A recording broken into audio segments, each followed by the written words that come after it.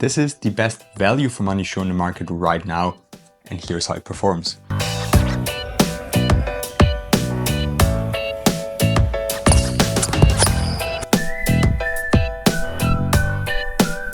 What's up everybody, welcome back to another video. Today we're going to talk about my thoughts as a professional player on the Way of Wade All-Season 12 Encore. Beautiful pink colorway I have here. They've got a really wide selection of colorways. Really like them. I suggest to get them from the official Way of Wade website. They retail for 150 euros or dollars, which is exactly why these are the best value for money shoe on the market right now. The retail price can depend a little bit on your location. So if you're from Europe, you might have to pay some import taxes, or the price will be a little bit higher in general. Also, there's more shipping fees. If you're from the US or from China or Asia, it's going to be cheaper. That's all on the retail price. Let's get straight into performance and start with the traction performance. Now, if you've played with the Wade All-City 12, the regular All-City 12s, you will see that these actually look quite a bit different. These are kind of the upgraded version. Way of Wade does like to do ultra versions of their shoes, and these are kind of the upgraded version of the regular All-City 12. And the All-City line is kind of the budget line of the main Way of Wade flagship line, which would be the Way of Wade 11. They use a system they call GCU, and honestly, it's the most insane traction setup I've tried in a long time. Almost as good as the Under Armour Flow setup on the Curry shoes. Just a little bit less of an aggressive bite. It's not like you're gonna trip, but it's pretty damn close. Really an amazing setup. Also better on dusty courts in my opinion, or from my experience. Let me know what your thoughts are on the GCU setup. As you can see, it looks way less aggressive than on the regular All-City 12. It might also not be as durable outdoors. Personally, I haven't tried them outdoors. It's pretty damn cold already in Austria, and I also have access to a gym on a daily basis from my team I play for, so I don't really need to go outdoors. I might give them a go outdoors in summer. I have one massive issue with them. We're going to get to that later. Apart from that, traction performance is amazing. I'd give them a 10 out of 10. They stop incredibly hard on clean courts. On hardwood surfaces, I had a follower comment that on rubber surfaces it doesn't work. Sadly, I also don't have a rubber court near me, so I can't try that out. Would also be interested to hear your thoughts on that. And also, if you've played with them outdoors, I'd like to know, how does it hold up outdoors? Just from my feeling, the grooves are not as thick anymore, not as sturdy. It's a very shallow traction pattern, if that makes sense. So I don't think they will be as durable as the All-City 12, the regular All-City 12, but I might be wrong and they will hold up very well outdoors, which I do hope for, as Way of Wade is known to produce pretty damn durable sneakers. The cushioning setup of the All-City 12 Encore is also another reason why I give them the title of best value for money shoe in 2024. You get Way of Wade's most premium cushioning setup, a full Boom midsole. Boom foam is comparable to Nike's React foam or Adidas's Boost foam. It's a little bit lighter than Boost and not as bouncy as something from Nike like Zoom X, but it offers like almost the perfect mix of impact protection and court feel and responsiveness. Just overall an amazing setup. Also for big guys, it does offer enough impact protection. And as you can see, the full medial side is exposed and the lateral side is caged. Very stable setup as well. Even though you look a little bit high off the ground just because the foam is so thick, you actually still have good court feel in the forefoot.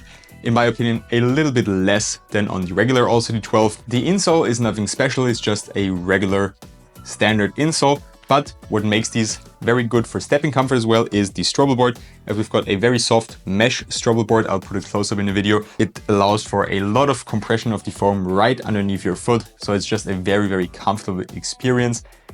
If you don't have wide feet, that's my only issue with the shoe, but we're going to talk about the fit a little bit later. Now for the support features, that's where they're probably most similar to the regular All-City 12, and that's also a feature the shoe really excels in. If you take a look at the regular All-City 12, which I, by the way, also have a review on my channel, so make sure to check that out. I'll try to leave it up here somewhere. So if you look at them, you can also see the heel is quite different here on the All-City 12 Encore. We have this massive heel counter. You can also see from the outside, it's curved as well and goes really nice around the whole heel. So a really nice heel cup. Here it's a little bit less obvious, but you also have a very rigid and sturdy heel counter. And what makes them great for torsional support is a system they call Pro-Bar Lock. Essentially, it's two shank plates, one like this, one like this, almost atop of each other, so intertwining a little bit and almost going the full length of the shoe. They kept that here on the All-City12 Encore. As this is a translucent outsole, you can slightly see the shadow of one shank plate through the translucent GCU outsole, and it really does an amazing job for torsional support. It only has forefoot flex, which is exactly how it should be. In my personal opinion, I don't like shoes that flex in the midfoot area, as this is not where your foot is actually capable of flexing. That's where your foot needs a lot of support. And right here in the forefoot, this is where it should flex, where your toes are. And here, this area right here should be nice and stable and supportive. This is exactly what happens on the All-City12 Encore. And also, if you try to twist them from side to side, you actually have to put quite a lot of force in them to do that, and they don't twist and turn over all the way. And as I said, you have to use a lot of force to do that. So even on very, very hard lateral stops and cuts or anything like that, you'll be safe and secure. You might slide out a little bit over the footbed. You can also see that on my traction test. So what a lot of people commented, they're not stable at all, you slide out. If you look closely at any shoe, that's what happens with every single basketball shoe. The key is for the shoe not to twist up like this on themselves, but to stay in a relatively neutral situation with your foot moving out just a little bit. The lacing system also does a very good job of keeping your foot on the footbed. Just as I said, on the extreme hard lateral cuts or movements or stops, it will slide out just a tiny little bit. Apart from that, they do a good job of keeping your foot locked in and protected. There's also no heel slip or anything like that. So overall, a very, very supportive shoe, and also a reason why it's good for big guys or essentially any position. Now for the last performance category, the materials. Also a very interesting setup, as again, if we compare with the All-City12, the regular one, it's very different. Here we had all synthetic materials. I also show you the traction setup so you can see what I meant about the aggressive setup. So here we have all synthetic materials, and here we have a mix of a lot of different materials. We have a leather toe box. I usually don't like leather materials as much. I do believe this one is a mix of real leather and synthetic leather. It's very soft, doesn't take any time to break in. And then if you go a little bit more back on the shoe, we have a mesh-like upper, and then here in the heel we also have like your regular synthetic upper that was also used on the regular All-City12. They perform very well.